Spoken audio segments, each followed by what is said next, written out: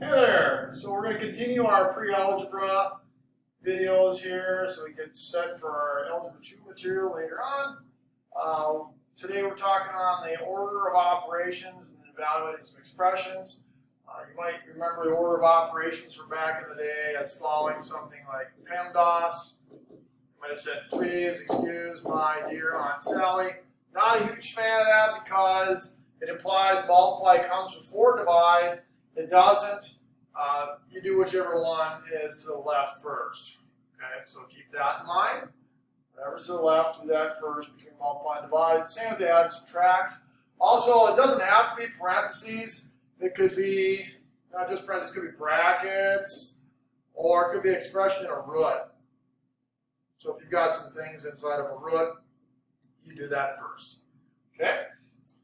And then it says do work in the innermost grouping symbols first. So if you had a bracket, and then inside that you had parentheses, you'd do whatever's in here first, then work your way out to the outside.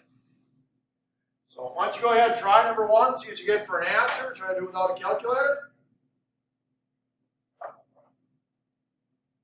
This is what you should get. You do the divide first because that's to the left of the multiply. 6 divided by 2 is 3. Multiply comes before, subtract and add, so you're going to multiply those, you get 9. The minus is to the left of the plus, so you do that first. 10 minus 9 is 1. And then you should have got 5. Okay, do the same thing on number 2, give that one a shot. See how you do on that one?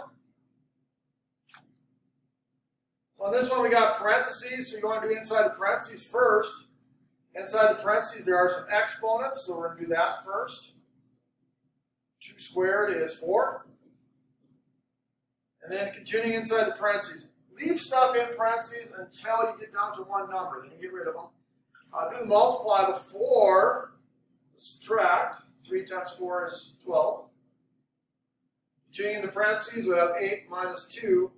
And then parentheses means multiply. So 16 minus 12 is 4, so this is really telling us to do 8 minus 2 times 4. And then a lot of times kids way back here would have done 8 minus 2 is 6. That's wrong. You actually want to save that subtraction until the very, very end, because you got 2 times 4 to do first, which is 8. So on this one you should have got 0. What about evaluating expressions? So here we're going to follow order of operations. But we're going to plug in a number. Okay, so this is just saying plug in x is negative 2. Now you might have some practice, and you'll do this again later on here this first semester, where it looks like it's in this form. If you see this, this is just the same exact problem. Okay? All this means is plug in x is negative 2 for that x right there, just like we're going to do over here.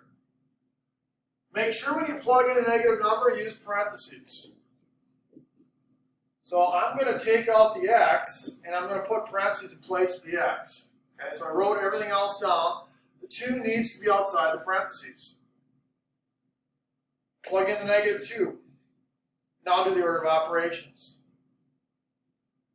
Exponents first, you're doing negative 2 squared. Negative 2 squared means negative 2 times negative 2. And hopefully shake off the rust. You remember that a negative times a negative is actually a positive. Two negatives make a positive. And then we got to do the multiply next. 3 times 4 is 12. 10 minus 12, negative 2. So you should get an answer of negative 2 on that one. What will happen is kids will say, well, it's not what my calculator gave me because they'll punch this in their calculator. And what the calculator will do if you don't have parentheses, it'll tell you to do 2 squared first, and then put a negative in front of it. So the calculator won't get the negative 4 you're supposed to get. It's going to get negative 4. We want a positive 4 over here. We're supposed to get a positive 4. It'll give you a negative 4. Okay, and then you get the wrong answer.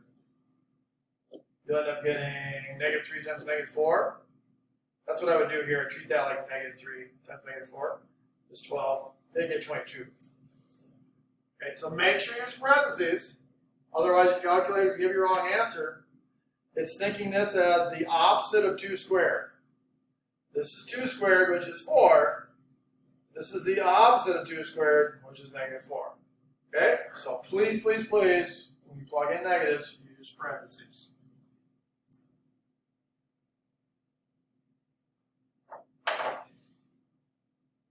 Okay, maybe you want to give this one a shot. Give it a shot, see how you do.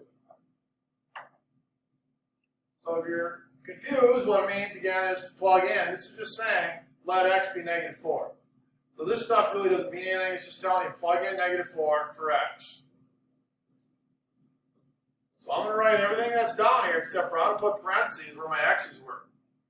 So you're at -x squared, put negative parentheses squared, minus 3x, minus 3 parentheses plus 1. And then you just put -4 in parentheses. We'll run through, see what you get there. You might be tempted to do 2 negatives make a positive, but that's not right. That would be doing multiply first. You do exponents first, so -4 squared is 16. There's a negative on the outside from there. This right here basically means -3 times -4. If you go back a few years, you should be thinking that -3 means plus -3, same thing, so it's -3 times -4. Just use the signs in front. So that's positive 12. And then you can add in any order. -16 plus 12, you can get that as -4 plus 1, -3. You get to 12 plus 1 is 13. And then the -16 plus 13 is -3.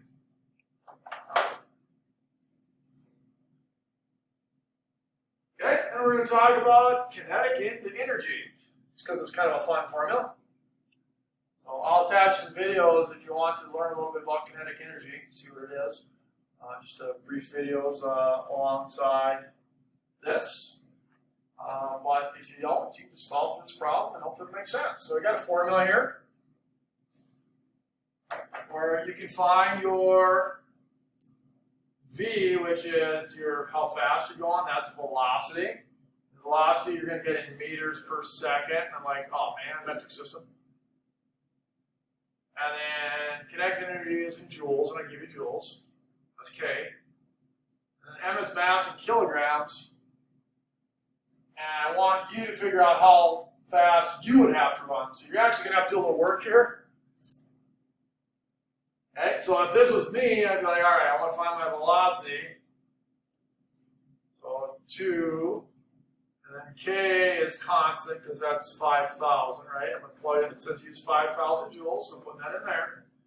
But I don't know what mass is, so I got to figure out my mass. And my mass has got to be in kilograms, so I need to know some relationship between pounds and kilograms. So I would challenge you to look that up. Okay, so you should find out that there are 2.2 pounds in 1 kilogram. A kilogram's bigger. If you ever watch strongman competitions, you're like, oh, they're losing 100 kilograms. That's not that much. Well, it's actually 220 pounds, basically. So we'll go 2.2 pounds in a kilogram. So you got to do some math here. So I've had a rough couple of weeks here. I think I'm up to about 265 pounds. I need to figure out how many kilograms that is.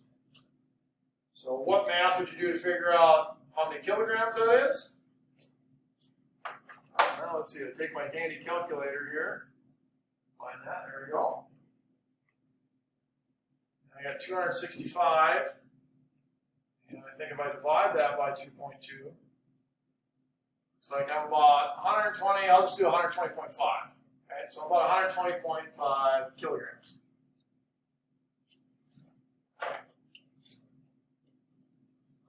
So that's what's got to go here. And it's squared.